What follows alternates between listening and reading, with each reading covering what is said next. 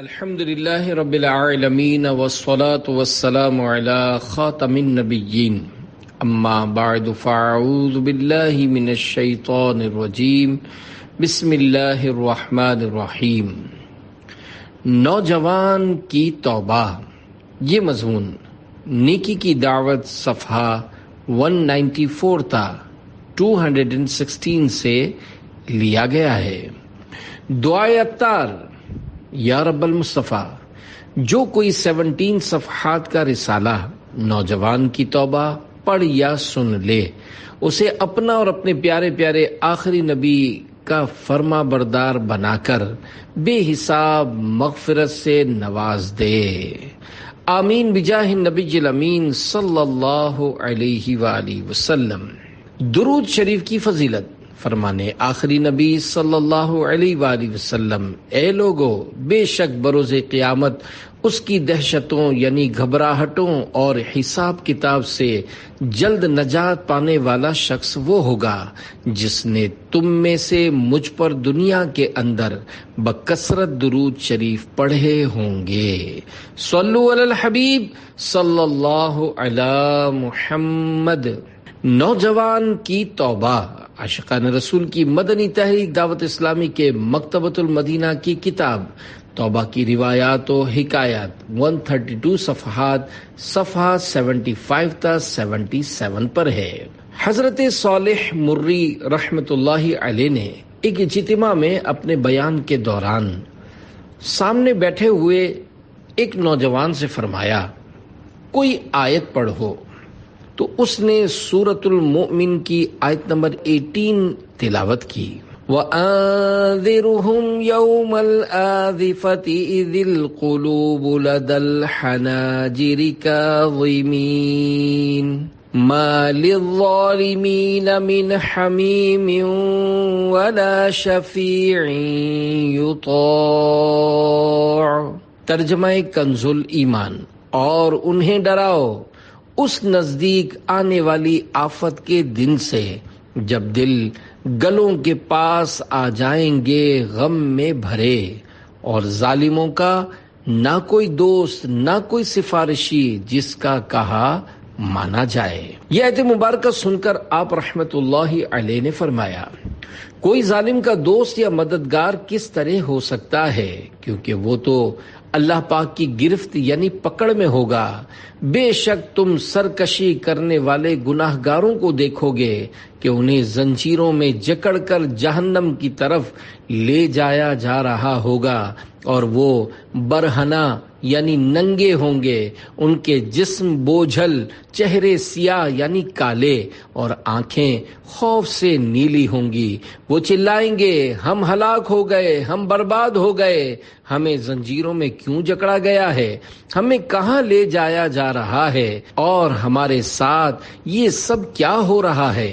فرشتے انہیں آگ کے کوڑوں سے مارتے ہوئے ہانکیں گے، کبھی وہ منہ کے بل گریں گے اور کبھی انہیں گھسیٹ کر لے جایا جائے گا۔ جب رو رو کر ان کے آنسو ختم ہو جائیں گے تو خون کے آنسو بہنے لگیں گے، ان کے دل دہل جائیں گے اور حیران و پریشان ہوں گے۔ اگر کوئی انہیں دیکھ لے تو ان پر نگاہ نہ جما سکے، نہ ہی اپنا دل سنبھال سکے۔ یہ ہولناک منظر دیکھنے والے کے بدن پر لرزہ طاری ہو جائے۔ یہ فرمانے کے بعد حضرت صالح مری رحمت اللہ علیہ بہت روئے اور ایک آہ سرد دلے پر درد سے کھینچ کر فرمایا، افسوس، کیا دل ہلا دینے والا منظر ہوگا۔ یہ کہہ کر پھر رونے لگے۔ آپ رحمت اللہ علیہ کو روتا دیکھ کر حاضرین بھی رونے لگے۔ اتنے میں ایک نوجوان کھڑا ہو گیا اور کہنے لگا، یا سیدی، کیا یہ سارا منظر بروز قیامت ہوگا؟ آپ رحمت اللہ علیہ نے جواب دیا، ہاں، یہ منظر زیادہ طویل نہیں ہوگا، کیونکہ جب انہیں جہنم میں ڈال دیا جائے گا تو ان کی آوازیں آنا بند ہو جائیں گی۔ یہ سن کر نوجوان نے ایک چیخ ماری اور کہا، افسوس، میں نے اپنی زندگی غفلت میں گزار دی، افسوس، میں کوتاہیوں کا شکار رہا، افسوس میں خدائے باری کی اطاعت و فرما برداری میں سستی کرتا رہا۔ آہ میں نے اپنی زندگی بیکار ضائع کر دی، یہ کہہ کر وہ رونے لگا۔ کچھ دیر بعد اس نے رب کائنات کی بارگاہ بے کس پناہ میں یوں مناجات کی، اے میرے پروردگار، میں گناہ گار توبہ کے لیے حاضر دربار ہوں، مجھے تیرے سوا کسی سے کوئی سروکار نہیں، گناہوں سے معافی دے کر مجھے قبول فرما لے، مجھ سمیت تمام حاضرین پر اپنا فضل و کرم فرما اور ہمیں جود و نوال یعنی عطا و بخشش سے مالا مال کر دے، یا ارحم الراحمین یعنی اے سب سے بڑھ کر رحم فرمانے والے، میں نے گناہوں کی گٹھڑی تیرے سامنے رکھ دی ہے اور سچے دل سے تیری بارگاہ میں حاضر ہوں، اگر تو مجھے قبول نہیں فرمائے گا تو یقیناً میں ہلاک ہو جاؤں گا۔ اتنا کہہ کر وہ نوجوان غش کھا کر گر پڑا اور چند روز بستر علالت پہ گزار کر یعنی بیمار رہ کر موت سے ہمکنار ہو گیا۔ اس کے جنازے میں بے شمار لوگ شریک ہوئے، رو رو کر اس کے لیے دعائیں کی گئیں۔ حضرت صالح مری رحمت اللہ علیہ اکثر اس کا ذکر اپنے بیان میں کیا کرتے۔ ایک دن کسی نے اس نوجوان کو خواب میں دیکھا تو پوچھا، ما فعل اللہ بکا یعنی اللہ پاک نے آپ کے ساتھ کیا معاملہ فرمایا؟ تو اس نے جواب دیا، مجھے حضرت صالح مری رحمت اللہ علیہ کے اجتماع سے برکتیں ملیں اور مجھے جنت میں داخل کر دیا گیا۔ اللہ پاک کی ان پر رحمت ہو اور ان کے صدقے ہماری بے حساب مغفرت ہو، آمین بجاہ خاتم النبیین صلی اللہ علیہ وآلہ وسلم۔ خواب میں بارگاہ رسالت میں تلاوت کی سعادت۔ پیارے پیارے اسلامی بھائیوں، دیکھا آپ نے باعمل مبلغین کا بیان کس قدر پر اثر ہوتا ہے۔ خوف خدا رکھنے والے مبلغ کا بیان تاثیر کا تیر بن کر گناہ گار کے جگر سے آر پار ہو جاتا اور بسا اوقات اس کی دنیا و آخرت سنوار دیتا ہے۔ حضرت صالح مری رحمت اللہ علیہ بڑے زبردست قاری بھی تھے۔ آپ رحمت اللہ علیہ کی قراءت میں سوز ہی سوز ہوتا تھا۔ آپ رحمت اللہ علیہ فرماتے ہیں، ایک بار میں نے خواب میں جناب رسالت مآب صلی اللہ علیہ وآلہ وسلم کے سامنے قرآن کریم کی تلاوت کی سعادت پائی۔ تاجدار رسالت صلی اللہ علیہ وآلہ وسلم نے فرمایا، اے صالح، یہ تو قراءت ہوئی، رونا کہاں ہے؟ اللہ پاک کی ان پر رحمت ہو اور ان کے صدقے ہماری بے حساب مغفرت ہو۔ تلاوت میں رونا کار ثواب ہے۔ پیارے اسلامی بھائیوں، قرآن کریم کی تلاوت کرتے وقت رونا مستحب ہے۔ فرمان مصطفیٰ صلی اللہ علیہ وآلہ وسلم، قرآن کریم کی تلاوت کرتے ہوئے رو، اگر رو نہ سکو تو رونے کی سی شکل بناؤ۔ عطا کر مجھے ایسی رقت خدایا، کروں روتے روتے تلاوت خدایا۔ مرنے سے چند ماہ پہلے انفرادی کوشش۔ پیارے پیارے اسلامی بھائیوں، تلاوت کرتے یا سنتے ہوئے رقت طاری ہونا، آنکھوں سے آنسو جاری ہونا یقیناً بڑی سعادت کی بات ہے، مگر شیطان کے وار سے خبردار۔ رونا ایک ایسا عمل ہے کہ اس میں ریا کا خطرہ بہت زیادہ رہتا ہے، لہذا دعا وغیرہ میں بالخصوص دوسروں کے سامنے رونے میں ریا سے بچنا ضروری ہے کہ ریاکار عذاب نار کا حقدار ہوتا ہے۔ تلاوت و نعت میں اخلاص کے ساتھ رونے رلانے کا شوق بڑھانے کے لیے عاشقان رسول کی دینی تحریک دعوت اسلامی کے دینی ماحول سے ہر دم وابستہ رہیے، اپنے ایمان کی حفاظت کے لیے کڑتے رہیے، نمازوں کی پابندی جاری رکھیے، سنتوں پر عمل کرتے رہیے، نیک اعمال کے مطابق زندگی گزاریے اور اس پر استقامت پانے کے لیے روزانہ جائزہ لے کر نیک اعمال کا رسالہ پر کرتے رہیے، اور ہر ماہ کی پہلی تاریخ کو اپنے یہاں کے دعوت اسلامی کے ذمہ دار کو جمع کروا دیجئے، اور اپنے اس دینی مقصد مجھے اپنی اور ساری دنیا کے لوگوں کی اصلاح کی کوشش کرنی ہے کہ حصول کی خاطر پابندی سے ہر ماہ سنتیں سیکھنے سکھانے کے لیے کم از کم 3 دن کے مدنی قافلے میں عاشقان رسول کے ہمراہ سنتوں بھرا سفر کیجیے۔ آئیے آپ کی ترغیب و تحریض کے لیے ایک مدنی بہار سنتے ہیں۔ کراچی کے ایک مبلغ جو کہ روزانہ پابندی سے چوک درس دیتے تھے، ایک شخص جو کہ سنتوں بھری تحریک دعوت اسلامی کو پسند نہیں کرتا تھا، اس نے بربنائے تعصب یعنی تعصب کی وجہ سے تھانے میں مبلغ کے خلاف جھوٹی رپٹ درج کروائی کہ یہ علاقے میں انتشار پھیلا رہا ہے۔ پولیس آئی اور اس عاشق رسول کو تھانے لے گئی۔ الحمدللہ دعوت اسلامی کا مبلغ ہر جگہ مبلغ ہی ہوتا ہے، چنانچہ ایک مجرم سے ملاقات پر انہوں نے انفرادی کوشش کر کے اس کو دعوت اسلامی کے ہفتہ وار سنتوں بھرے اجتماع میں شرکت کے لیے تیار کر لیا۔ اس نے کہا میں قید سے رہا ہوں گا تو ضرور حاضری دوں گا، کیا آپ مجھے وہاں ملیں گے؟ مبلغ نے کہا انشاءاللہ۔ پھر انہوں نے اپنا حلقہ نمبر وغیرہ بتایا کہ میں اجتماع میں وہاں ہوتا ہوں۔ پولیس نے اس کا حسن اخلاق وغیرہ دیکھ کر حقیقت حال جان لی اور معذرت طلب کرتے ہوئے اس عاشق رسول کو باعزت رخصت کر دیا۔ چند ماہ بعد وہ مجرم جب جیل سے رہا ہوا تو دعوت اسلامی کے عالمی مدنی مرکز فیضان مدینہ کراچی کے اندر ہفتہ وار سنتوں بھرے اجتماع میں پہنچا۔ اس نے بیان سنا، ذکر اور دعا میں اس پر رقت طاری ہو گئی۔ اس نے رو رو کر اپنے گناہوں سے توبہ کی۔ دعا کے بعد اس مبلغ کو جنہوں نے تھانے میں نیکی کی دعوت دی تھی تلاشتے ہوئے جب ان کے بتائے ہوئے حلقے میں پہنچا تو ایک اسلامی بھائی نے بتایا کہ ابھی پچھلے منگل ہی ان مبلغ کا انتقال ہوا ہے۔ یہ سننا تھا کہ وہ دھاڑے مار مار کر رونے لگا کہ زندگی میں کسی نے پہلی بار نیکی کی دعوت دی اور اس کی وجہ سے میں نے توبہ کی، ہائے افسوس میں اپنے اس محسن سے دوبارہ مل بھی نہ سکا۔ ایک عاشق رسول نے انفرادی کوشش کرتے ہوئے ان کا ذہن بنایا کہ اب آپ ان سے مل تو نہیں سکتے مگر ان کو فائدہ پہنچا سکتے ہیں، اور اس کا ایک طریقہ یہ بھی ہے کہ ان کے ایصال ثواب کے لیے آج صبح ہی ہاتھوں ہاتھ سنتوں کی تربیت کے 1 ماہ کے مدنی قافلے میں عاشقان رسول کے ساتھ سنتوں بھرا سفر کر لیجئے۔ الحمدللہ وہ ہاتھوں ہاتھ 1 ماہ کے لیے عاشقان رسول کے ساتھ مدنی قافلے میں سفر پر روانہ ہو گیا۔ الحمدللہ آج وہ سابقہ مجرم دعوت اسلامی کے مبلغ ہیں، جبکہ اس سے پہلے معاذ اللہ وہ شراب کے اڈے چلاتے تھے۔ آپ تھانے میں بھی جیل خانے میں بھی ہر جگہ پر کہیں قافلے میں چلو۔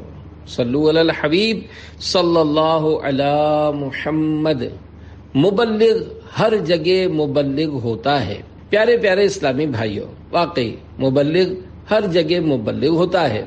ہر وقت ہر جگہ اپنا لباس اور اپنا انداز سنتوں بھرا رکھتا ہے، چاہے محلے میں ہو یا بازار میں، جنازے میں ہو یا شادی کی بارات میں، دوا خانے میں ہو یا اسپتال میں، باغ میں ہو یا کسی کی تدفین کے لیے قبرستان میں، جہاں موقع ملا جھٹ نیکی کی دعوت کے مدنی پھول برسانا شروع کر دیتا ہے اور اپنے لیے ثواب کا خوب ذخیرہ کر لیتا ہے۔ مذکورہ مدنی بہار سے معلوم ہوا کہ مرحوم عاشق رسول مبلغ کا جذبہ بھی کیا خوب تھا کہ ظلمن کسی نے تھانے میں لا کھڑا کیا تو وہاں بھی نیکی کی دعوت کے دینی کام میں لگ گئے، اور ایک شراب کا اڈا چلانے والے کی توبہ اور اس کے مبلغ دعوت اسلامی بننے کا سبب بن کر خود صدا کے لیے آنکھیں موند لیں۔ اللہ پاک کی مرحوم عاشق رسول مبلغ پر رحمت ہو اور ان کے صدقے ہماری بے حساب مغفرت ہو، آمین بجاہ النبی الامین صلی اللہ علیہ وآلہ وسلم۔ تیری سنتوں پہ چل کر میری روح جب نکل کر چلے تو گلے لگانا مدنی مدینے والے۔ اللہ کا پیارا بنانے والے لوگ، سرور کونین نانا حسنین صلی اللہ علیہ وآلہ وسلم کا فرمان عالی شان ہے کیا میں تمہیں ایسے لوگوں کے بارے میں خبر نہ دوں جو نہ انبیاء علیہ السلام میں سے ہیں نہ شہداء میں سے، لیکن بروز قیامت انبیاء علیہ السلام اور شہداء ان کے مقام کو دیکھ کر رش کریں گے۔ وہ لوگ نور کے ممبروں پر بلند ہوں گے۔ یہ وہ لوگ ہیں جو اللہ پاک کے بندوں کو اللہ پاک کا محبوب یعنی پیارا بندہ بنا دیتے ہیں، اور وہ زمین پر لوگوں کو نصیحتیں کرتے چلتے ہیں۔ عرض کی گئی وہ کس طرح لوگوں کو اللہ پاک کا محبوب یعنی پیارا بنا دیتے ہیں؟ فرمایا وہ لوگوں کو اللہ پاک کی محبوب یعنی پسندیدہ باتوں کا حکم دیتے ہیں اور اللہ پاک کی ناپسندیدہ باتوں سے منع کرتے ہیں۔ پس جب لوگ ان کی اطاعت کریں گے تو اللہ پاک انہیں اپنا محبوب بنا لے گا۔ مبلغ محبوب ہی نہیں محبوب گر ہوتا ہے۔ پیارے پیارے اسلامی بھائیوں، دیکھا آپ نے نیکی کی دعوت کی دھومیں مچانے والوں کی بھی کیسی بلند و بالا شانیں ہیں۔ بروز قیامت ان پر رب الانام کا انعام و اکرام دیکھ کر انبیاء کرام علیہ السلام اور شہدائے عظام بھی رشک کریں گے۔ یہاں رشک یعنی غبطہ سے مراد یہ ہے کہ انبیاء کرام علیہ السلام اور شہدائے عظام ان کے مرتبے کو دیکھ کر بہت خوش ہوں گے، ان کی تعریف و تحسین کریں گے۔ یا مطلب یہ ہے کہ اگر حضرات انبیاء کرام و شہدائے عظام کسی پر رشک کرتے تو ان پر کرتے۔ اس عظمت و شان کا سبب کیا ہوگا؟ یہی کہ وہ نیکی کی دعوت اور بدی کی ممانعت کے ذریعے لوگوں کو باعمل بنا کر انہیں اللہ پاک کا محبوب بناتے ہوں گے۔ جب وہ دوسروں کو اللہ پاک کا محبوب بناتے ہوں گے تو خود کیوں نہ محبوب ہوں گے۔ اللہ کا محبوب بنے جو تمہیں چاہے، اس کا تو بیاں ہی نہیں کچھ تم جسے چاہو۔ صلو علی الحبیب صلی اللہ علی محمد۔ سیدنا حسن بصری اور ایک سرمایہ دار۔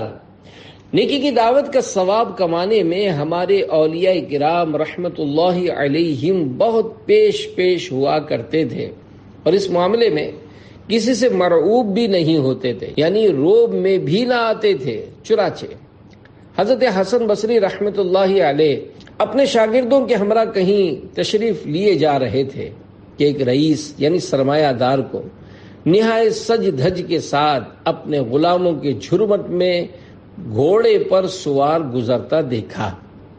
آپ رحمت اللہ علیہ نے اس سے استفسار فرمایا، کہاں کا ارادہ ہے؟ عرض کی بادشاہ کے دربار میں جا رہا ہوں۔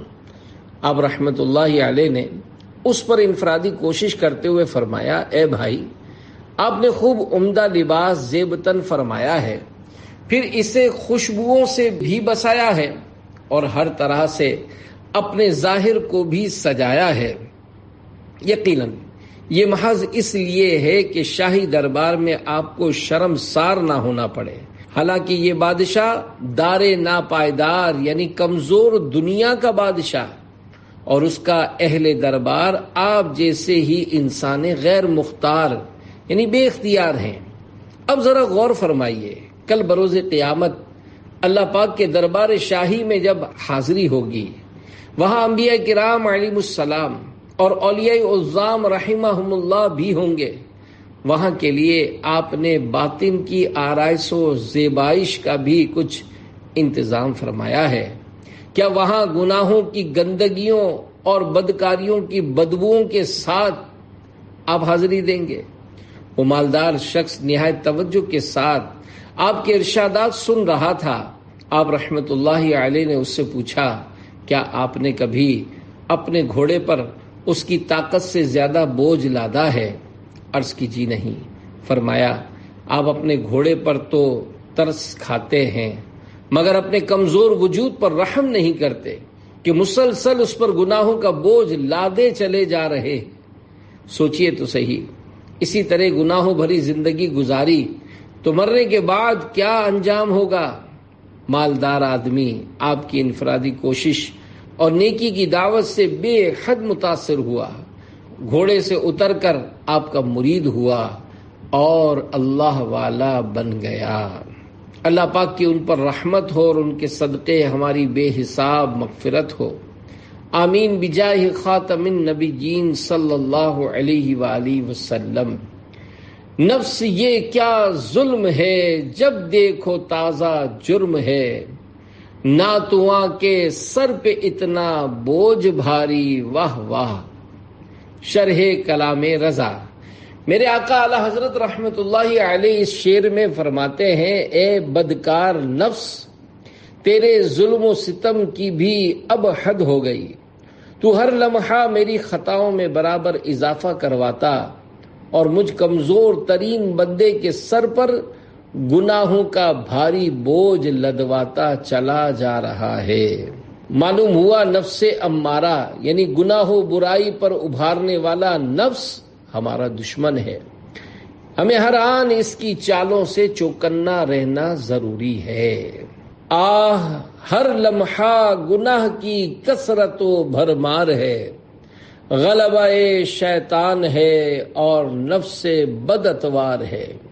صلو علی الحبیب صلی اللہ علی محمد۔ نماز میں کیسا لباس ہونا چاہیے؟ پیارے پیارے اسلامی بھائیوں، دیکھا آپ نے اولیاء اللہ رحمت اللہ علیہم سرمایہ داروں اور مالداروں کی خوشامدوں اور چاپلوسیوں کے بجائے ان کو اصلاح کے مدنی پھولوں سے نوازتے اور انہیں دو ٹوک نصیحت فرماتے تھے۔ دولت مندوں کی خوشامد وہ کرے جس کو ان سے دنیا کی ذلیل دولت پانے کی ہوس ہو۔ اہل اللہ قناعت کی مدنی دولت سے مالا مال ہوتے ہیں۔ ان کی نظر دولت مندوں کے فانی مال پر نہیں، رحمت رب ذوالجلال پر ہوتی ہے۔ یاد رہے، اہل مال و ثروت کی بسبب دولت تعظیم کی سخت ممانعت ہے۔ چنانچہ منقول ہے، جو کسی غنی یعنی مالدار کی اس کی غنا یعنی مالداری کے سبب تواضع کرے، اس کا 2/3 دین جاتا رہا۔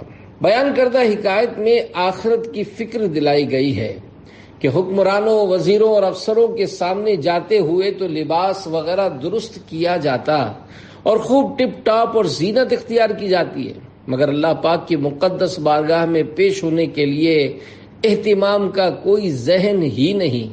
ہم دنیا کے کسی بڑے آدمی کے پاس جاتے ہیں یا ایسی جگہ جانا ہوتا ہے جہاں بہت سارے لوگ ہمیں دیکھنے والے ہوں تو سر کے بال، لباس، امامہ، چادر وغیرہ خوب احتیاط کے ساتھ درست کرتے ہیں، مگر نماز جو کہ پروردگار کے عظمت والے دربار کی حاضری کا موقع ہے، اس وقت زینت کا کوئی اہتمام نہیں کرتے۔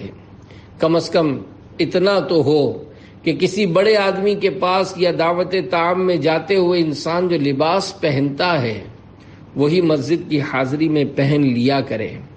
مسجد کی حاضری کے لیے زینت کرنے کے متعلق قرآن کریم پارہ 8 سورۃ الاعراف آیت نمبر 31 میں ارشاد ہوتا ہے، خذوا زینتکم عند کل مسجد۔ ترجمہ کنز ایمان، اپنی زینت لو جب مسجد میں جاؤ۔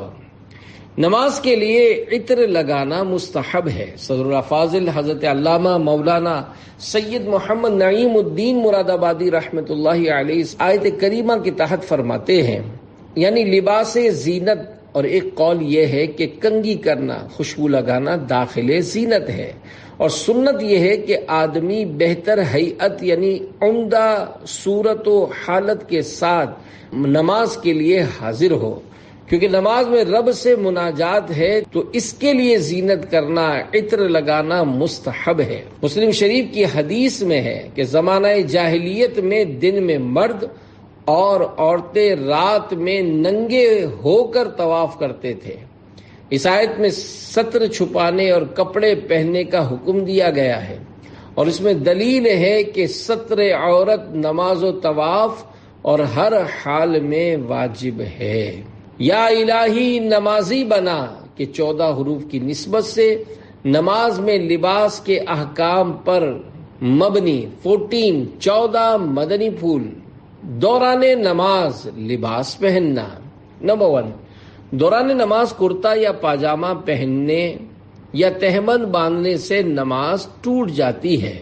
نمبر 2، دوران نماز سطر کھل جانے اور اسی حالت میں کوئی رکن ادا کرنے یا 3 بار سبحان اللہ کہنے کی مقدار وقفہ گزر جانے سے بھی نماز فاسد ہو یعنی ٹوٹ جاتی ہے۔ کندھوں پر چادر لٹکانا۔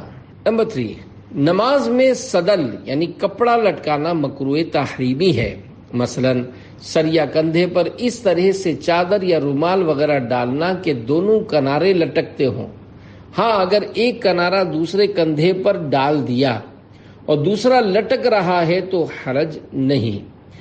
نمبر 4، آج کل بعض لوگ ایک کندھے پر اس طرح رومال رکھتے ہیں کہ اس کا ایک سرا پیٹ پر لٹک رہا ہوتا ہے اور دوسرا پیٹھ پر۔ اس طرح نماز پڑھنا مکروہ تحریمی ہے۔ نمبر 5، دونوں آستینوں میں سے اگر ایک آستین بھی آدھی کلائی سے زیادہ چڑھی ہوئی ہو تو نماز مکروہ تحریمی ہوگی۔ نمبر 6، دوسرا کپڑا ہونے کے باوجود صرف پاجامے یا تہبند میں نماز پڑھنا مکروہ تحریمی ہے۔ نمبر 7، نماز میں کرتے وغیرہ کے بٹن کھلے ہونا جس سے سینہ کھلا رہے مکروہ تحریمی ہے۔ ہاں، اگر نیچے کوئی اور کپڑا ہے جس سے سینہ نہیں کھلتا تو مکروہ تنزیہی ہے۔ نمبر 8، جاندار کی تصویر والا لباس پہن کر نماز پڑھنا مکروہ تحریمی ہے۔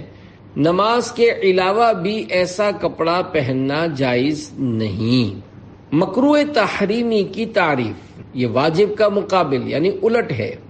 اس کے کرنے سے عبادت ناقص ہو جاتی اور کرنے والا گناہ گار ہوتا ہے، اگرچہ اس کا گناہ حرام سے کم ہے، اور چند بار اس کا ارتکاب یعنی عمل میں لانا کبیرہ گناہ ہے۔ مکروہ تحریمی ہو جانے والی نماز واجب العیادہ ہوتی ہے، یعنی ایسی نماز کو نئے سرے سے پڑھنا واجب ہوتا ہے۔ مکروہ تحریمی کی ایسی صورتیں بھی ہیں جن میں سجدہ سہو کر لینے سے نماز درست ہو جاتی ہے۔ اس کی تفصیلی معلومات کے لیے عاشقان رسول کی مدنی تحریک دعوت اسلامی کے مکتبۃ المدینہ کی کتاب نماز کے احکام 496 صفحات کا مطالعہ کیجیے۔ نمبر 9، دوسرے کپڑے میسر ہونے کے باوجود کام کاج کے لباس میں نماز پڑھنا مکروہ تنزیہی ہے۔ نمبر 10، الٹا کپڑا پہن کر یا اوڑھ کر نماز مکروہ تنزیہی ہے۔ نمبر 11، سستی سے ننگے سر نماز پڑھنا مکروہ تنزیہی ہے۔ نماز میں ٹوپی یا امامہ شریف گر پڑا تو اٹھا لینا افضل ہے، جبکہ عمل کثیر کی حاجت نہ پڑے ورنہ نماز فاسد ہو جائے گی، اور بار بار اٹھانا پڑے تو چھوڑ دے، اور نہ اٹھانے سے خشوع و خضوع مقصود ہو تو نہ اٹھانا افضل ہے۔ نمبر 12، اگر کوئی ننگے سر نماز پڑھ رہا ہو یا اس کی ٹوپی گر پڑی تو اس کو دوسرا شخص ٹوپی نہ پہنائے۔ عمل کثیر کی تعریف، عمل کثیر نماز کو فاسد کر یعنی توڑ دیتا ہے، جبکہ نہ نماز کے اعمال سے ہو نہ ہی اصلاح نماز کے لیے کیا گیا ہو۔ جس کام کے کرنے والے کو دور سے دیکھنے سے ایسا لگے کہ یہ نماز میں نہیں ہے، بلکہ اگر گمان غالب ہو کہ نماز میں نہیں تب بھی عمل کثیر ہے، اور اگر دور سے دیکھنے والے کو شک و شبہ ہے کہ نماز میں ہے یا نہیں تو عمل قلیل ہے اور نماز فاسد نہ ہوگی۔ ہاف آستین میں نماز پڑھنا کیسا؟ 13، آدھی آستین والا کرتا یا قمیص پہن کر نماز پڑھنا مکروہ تنزیہی ہے، جبکہ اس کے پاس دوسرے کپڑے موجود ہوں۔ حضرت صدر الشریعہ مفتی محمد امجد علی آدمی رحمۃ اللہ علیہ فرماتے ہیں، جس کے پاس کپڑے موجود ہوں اور وہ صرف نیم آستین یعنی آدھی آستین یا بنیان پہن کر نماز پڑھتا ہے تو کراہت تنزیہی ہے، اور کپڑے موجود نہیں تو کراہت بھی نہیں۔ 14، مفتی اعظم پاکستان حضرت قبلہ مفتی وقار الدین قادری رضوی رحمۃ اللہ علیہ فرماتے ہیں، ہاف آستین والا کرتا، قمیص یا شرٹ کام کاج کرنے والے لباس کے حکم میں شامل ہیں کہ کام کاج والا لباس پہن کر انسان معززین کے سامنے جاتے ہوئے کتراتا ہے، اس لیے جو ہاف آستین والا کرتا پہن کر دوسرے لوگوں کے سامنے جانا گوارا نہیں کرتے، ان کی نماز مکروہ تنزیہی ہے، اور جو لوگ ایسا لباس پہن کر سب کے سامنے جانے میں کوئی برا محسوس نہیں کرتے، ان کی نماز مکروہ نہیں۔ مکروہ تنزیہی کی تعریف: جس کا کرنا شرع کو پسند نہیں، مگر نہ اس حد تک ناپسند کہ اس پر وعید عذاب فرمائے۔ یہ سنت غیر مؤکدہ کے مقابل ہے۔ مکروہ تنزیہی ہو جانے والی نماز دوبارہ پڑھ لینا بہتر ہے، اگر نہ پڑھی تو گناہگار نہیں۔ میرے دل سے دنیا کی چاہت مٹا کر الفت میں اپنی فنا یا الہی۔ مدنی قافلے نے مجھے بدل کر رکھ دیا۔ نیکی کی دعوت کا بے اندازہ ثواب کمانے کی، اپنے اندر حرص اجاگر کرنے کے لیے دعوت اسلامی کے دینی ماحول سے ہر دم وابستہ رہیے، اور پابندی کے ساتھ ہر ماہ کم از کم 3 دن عاشقان رسول کے ساتھ مدنی قافلے میں سنتوں بھرا سفر کرتے رہیے۔ آئیے آپ کا شوق بڑھانے کے لیے آپ کو ایک مدنی بہار سناتا ہوں۔ چنانچہ علاقہ اندھیری بمبئی الہند کے ایک اسلامی بھائی کے بیان کا لب لباب ہے۔ میں اسکول کی 9ویں کلاس میں زیر تعلیم تھا۔ ماڈرن اور بگڑے ہوئے لوگوں سے دوستی ہو گئی، اور میں طرح طرح کی برائیوں میں گرفتار ہو گیا، جن میں چرس، گانجا، شراب اور لڑکیوں سے عشق لڑانا وغیرہ شامل ہے۔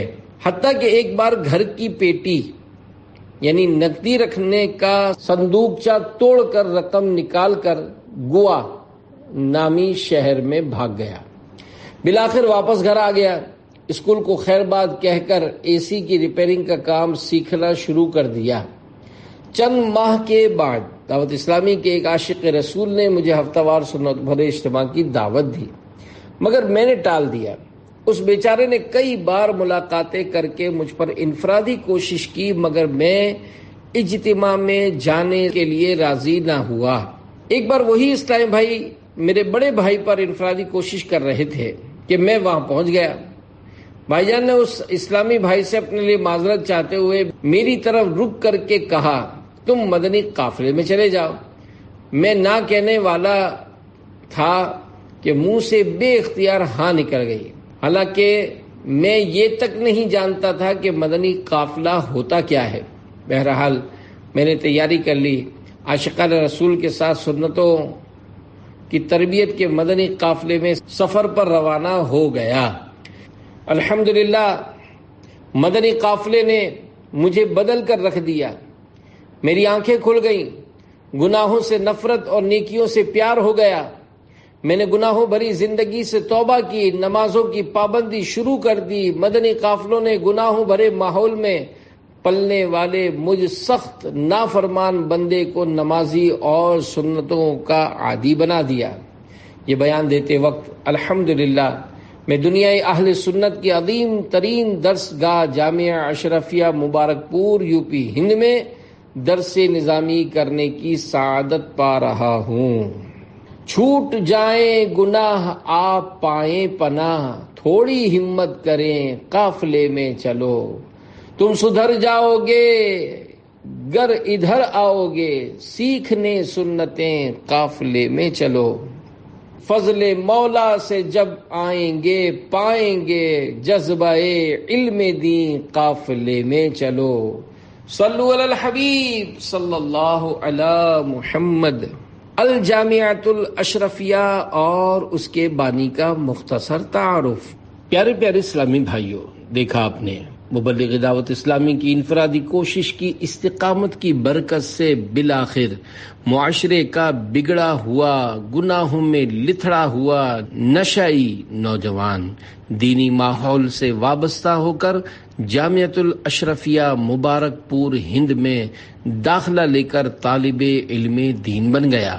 حصول برکت کے لیے بنیت ثواب ماہنامہ اشرفیہ حافظ ملت نمبر رجب المرجب 1398 ہجری بمطابق جون 1978 عیسوی عیسوی کی مدد سے جامعۃ الاشرفیہ اور اس کے بانی کا ذکر خیر کرنے کی سعادت حاصل کرتا ہوں۔ الجامعۃ الاشرفیہ مبارک پور دنیائے اہل سنت کی عظیم الشان دینی درس گاہ ہے جو ہند کے صوبہ یوپی کے ضلع اعظم گڑھ کے قصبہ مبارک پور شریف میں واقع ہے۔ اس عظیم الشان دینی درسگاہ کے بانی استاذ العلماء جلالت العلم حافظ ملت حضرت علامہ شاہ عبد العزیز محدث مراد آبادی رحمت اللہ علیہ ہیں۔ آپ رحمت اللہ علیہ 29 شوال المکرم 1352 ہجری بمطابق 14 جنوری 1934 عیسوی میں اپنے استاذ مکرم صدر الشریعہ بدر الطریقہ حضرت علامہ مفتی محمد امجد علی اعظمی رحمت اللہ علیہ کے حکم پر تکمیل درسیات کے بعد مبارک پور تشریف لائے۔ اس وقت یہاں ایک مدرسہ مصباح العلوم کے نام سے قائم تھا۔ حضرت حافظ ملت رحمت اللہ علیہ کی انتھک کوششوں کے باعث اللہ پاک نے اسی چھوٹے سے مدرسے میں برکت عطا فرمائی اور بالآخر یہ مدرسہ ایک قدآور پھلدار درخت کی حیثیت اختیار کر گیا اور جامعۃ الاشرفیہ کے نام سے متعارف ہوا۔ اس ادارے سے فارغ التحصیل ہونے والے حضرات اس کے قدیم نام مصباح العلوم کی نسبت سے مصباحی کہلاتے ہیں۔ سنت کی محبت حافظ ملت رحمت اللہ علیہ اپنے ہر عمل میں سنت کا بہت زیادہ خیال رکھتے تھے۔ ایک بار حضرت رحمت اللہ علیہ کے دائیں پاؤں میں زخم ہو گیا۔ ایک صاحب دوا لے کر پہنچے اور کہا حضرت دوا حاضر ہے۔ جاڑے یعنی سردیوں کا زمانہ تھا۔ حضرت رحمت اللہ علیہ موزہ پہنے ہوئے تھے۔ آپ رحمت اللہ علیہ نے پہلے بائیں یعنی الٹے پاؤں کا موزہ اتارا۔ وہ صاحب بول پڑے حضرت زخم تو داہنے یعنی سیدھے پاؤں میں ہے۔ آپ رحمت اللہ علیہ نے فرمایا بائیں یعنی الٹے پاؤں کا پہلے اتارنا سنت ہے۔ حافظ ملت کی کرامت الجامعۃ الاشرفیہ کے بانی مبانی حافظ ملت حضرت علامہ شاہ عبد العزیز محدث مراد آبادی رحمت اللہ علیہ بڑے پائے کے بزرگ تھے۔ سوانح نگاروں نے آپ کی کئی کرامات بیان کی ہیں۔ ان میں ایک یہ بھی ہے جامع مسجد مبارک شاہ بھی پہلے مختصر ہی تھی اور بوسیدہ بھی ہو گئی تھی۔ آبادی کی وسعت کے لحاظ سے مسجد کا وسیع ہونا بھی ضروری تھا۔ بہرحال پرانی مسجد شہید کر کے نئی بنیادیں بھری گئیں اور مسجد کی توسیع کا کام شروع ہوا۔ مبارک پور کے مسلمانوں نے بڑی دلچسپی اور لگن کے ساتھ اس تعمیر میں بھی حصہ لیا۔ حضرت حافظ ملت رحمت اللہ علیہ اس کام کے بھی رہنما اور سربراہ تھے۔ حضرت رحمت اللہ علیہ نے جامع مسجد کے لیے پوری توجہ اور محنت سے چندے کی فراہمی کی۔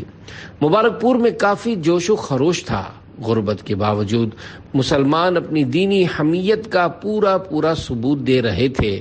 مردوں نے اپنی کمائی اور عورتوں نے اپنے زیورات وغیرہ سے امداد کی۔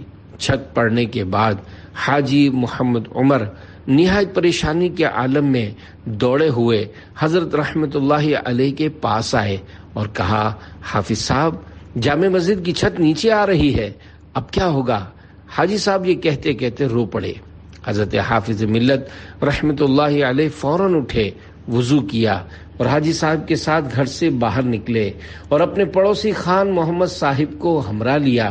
جامع مسجد پہنچ کر بسم اللہ الرحمن الرحیم پڑھتے ہوئے لکڑی کی چند بلیاں لگا دیں، یعنی لمبے لمبے بانس یا لکڑی کے تھم لگا دیے۔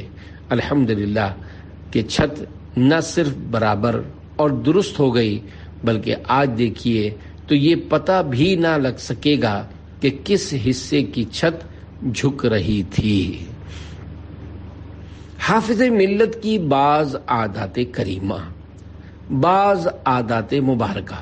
وضو کرنے کے لیے بیٹھنا ہوتا تو قبلہ رخ بیٹھتے۔ حضرت رحمت اللہ علیہ کا پاجامہ کبھی اتنا لمبا نہ دیکھا گیا کہ ٹخنا چھپ جائے۔ سچ تو یہ ہے کہ آپ رحمت اللہ علیہ کے وضع، آپ رحمت اللہ علیہ کی وضع اور لباس کا انداز دیکھ کر لوگوں کو شرعی وضع سمجھ میں آ جاتی تھی۔ سفر و حضر میں یعنی سفر میں ہوتے یا وطن کے اندر، ہر جگہ حضور حافظ ملت رحمت اللہ علیہ کی پیاری پیاری اداؤں میں سے یہ بھی تھا کہ کھانے سے پہلے اور بعد دونوں ہاتھ گٹے تک دھوتے اور لقمہ خوب چبا کر کھاتے۔ کھانا خواہ مزاج کے موافق ہو یا ناموافق، اس میں عیب نہ نکالتے۔ کھانے کے بعد فوراً پانی نہ پیتے بلکہ کچھ وقفے کے بعد پیتے۔ اسی طرح پانی جب بھی پیتے چوس کر 3 سانس میں پیتے۔ سرما لگانے کی برکت سے بڑھاپے میں بھی بینائی تیز تھی۔ حضور حافظ ملت رحمت اللہ علیہ کی عمر شریف 70 سال سے متجاوز یعنی اوپر ہو چکی تھی۔ اس وقت کا واقعہ ہے، ٹرین سے سفر کر رہے تھے، جس برتھ پر تشریف فرما تھے اتفاق سے اس پر ایک ڈاکٹر صاحب بھی بیٹھے تھے۔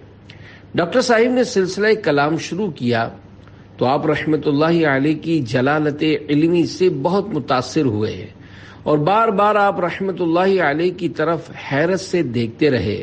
دوران گفتگو ڈاکٹر صاحب نے تعجب کا اظہار کرتے ہوئے کہا، مولانا صاحب، میں آنکھوں کا ڈاکٹر ہوں، میں دیکھ رہا ہوں کہ اس عمر میں بھی آپ کی بینائی میں کوئی فرق نہیں، بلکہ آپ کی آنکھوں میں بچوں کی آنکھوں جیسی چمک ہے۔ مجھے بتائیے کہ اس کے لیے آخر کیا چیز استعمال کرتے ہیں؟ فرمایا، ڈاکٹر صاحب، میں کوئی خاص دوا وغیرہ تو استعمال نہیں کرتا، ہاں ایک عمل ہے جسے میں بلا ناغہ کرتا ہوں۔ رات کو سونے کے وقت سنت کے مطابق سرما استعمال کرتا ہوں اور میرا یقین ہے کہ اس عمل سے بہتر آنکھوں کے لیے دنیا کی کوئی دوا نہیں ہو سکتی۔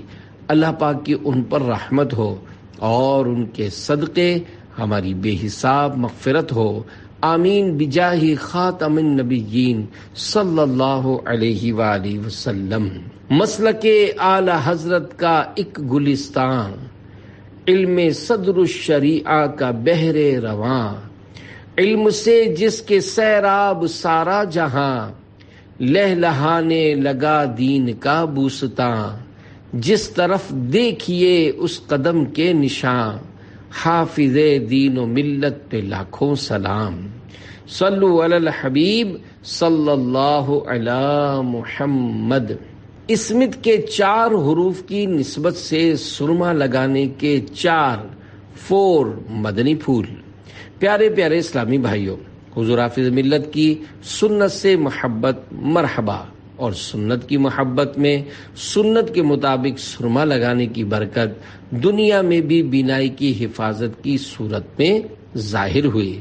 اگر کوئی مجبوری نہ ہو تو آپ بھی روزانہ سنت کے مطابق سرما لگانے کی نیت کیجیے۔ آپ کی آسانی کے لیے عاشقان رسول کی دینی تحریک دعوت اسلامی کے مکتبۃ المدینہ کے رسالے 101 مدنی پھول صفحہ 27 تا 28 سے سرمے کے بارے میں 4 مدنی پھول آپ کی طرف بڑھاتا ہوں۔ قبول فرما کر اپنے دل کے مدنی گلدستے میں سجا لیجیے۔ نمبر 1، سنن ابن ماجہ کی روایت میں ہے، تمام سرموں میں بہتر سرما اسمد ہے کہ یہ نگاہ کو روشن کرتا اور پلکیں اگاتا ہے۔ نمبر 2، پتھر کا سرما استعمال کرنے میں حرج نہیں، اور سیاہ سرما یا کاجل بقصد زینت یعنی زینت کی نیت سے مرد کو لگانا مکروہ ہے، اور زینت مقصود نہ ہو تو کراہت نہیں۔ نمبر 3، سرما سوتے وقت استعمال کرنا سنت ہے۔ نمبر 4، سرما استعمال کرنے کے 3 منقول طریقوں کا خلاصہ پیش خدمت ہے۔ نمبر 1، کبھی دونوں آنکھوں میں 3 سلائیاں۔ نمبر 2، کبھی دائیں یعنی سیدھی آنکھ میں 3 اور بائیں یعنی الٹی میں 2۔ نمبر 3، تو کبھی دونوں آنکھوں میں 2 اور پھر آخر میں 1 سلائی کو سرمے والی کر کے اسی کو باری باری دونوں آنکھوں میں لگائیے۔ اس طرح کرنے سے انشاءاللہ تینوں پر عمل ہوتا رہے گا۔ پیارے پیارے اسلامی بھائیوں، تکریم یعنی عزت و بزرگی کے جتنے بھی کام ہوتے سب ہمارے پیارے آقا صلی اللہ علیہ وآلہ وسلم سیدھی جانب سے شروع کیا کرتے، لہذا پہلے سیدھی آنکھ میں سرما لگائیے، پھر بائیں آنکھ میں طرح طرح کی ہزاروں سنتیں سیکھنے کے لیے مکتبۃ المدینہ کی 2 کتب، بحر شریعت حصہ 16 312 صفحات، نیز 120 صفحات کی کتاب سنتیں اور آداب ہدیتاً حاصل کیجیے اور پڑھیے۔ سنتوں کی تربیت کا ایک بہترین ذریعہ دعوت اسلامی کے مدنی قافلوں میں عاشقان رسول کے ساتھ سنتوں بھرا سفر بھی ہے۔ صلو علی الحبیب صلی اللہ علی محمد۔